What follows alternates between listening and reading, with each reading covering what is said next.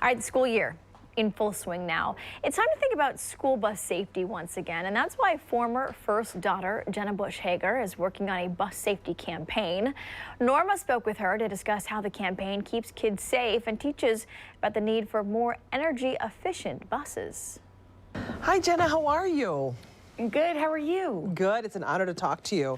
Thank you so much. Yeah, you look so much like your mom too. As I'm looking at you, I feel like I'm looking right at your mother. Thank you. So let's get started. I think a lot of people remember you in the White House, remember you as the first daughter, but you've grown up and you are the mother of 2 children and a former teacher. You've been very busy with a bustling career, and you're talking about school bus safety and efficiency. Let's get right to the safety part, because I'm interested about the efficiency part. What is your message about school bus safety, and especially this time of year?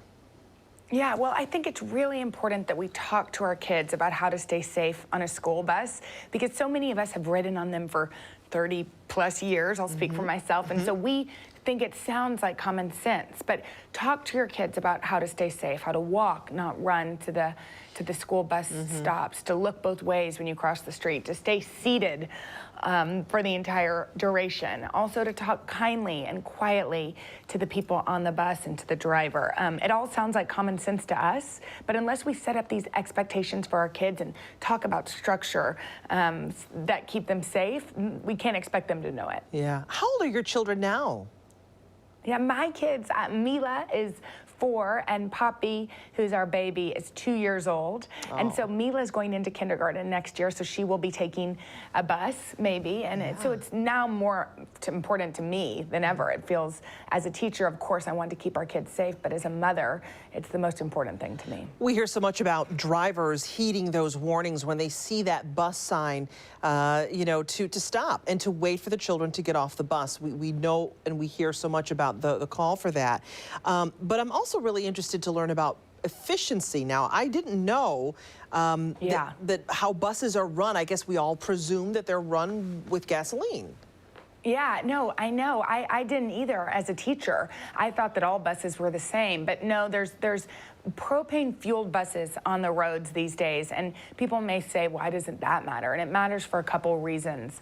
First of all, they're quieter, like far quieter. I rode on one, and you could have a quiet, calm conversation. So they're safer for our kids. The bus driver can hear, kids can talk quietly without yelling over the diesel engine. Secondly, they are better for our environment. They're better they don't produce the emissions that diesel does, and better for our kids who are waiting in line to get on the bus. And finally, they're less expensive, which is really important as we see school districts around the country's budget shrinking. This money is getting back into the classroom where it is needed the most. It's amazing, you know, when we think about school bus travel, it's changed over the years. I mean, now there are seatbelts on some buses, and there's a whole culture around them too, like what you're supposed to do, how you're supposed to act around them, and even how now they're powered, which is really interesting. School districts looking at them as ways to save money.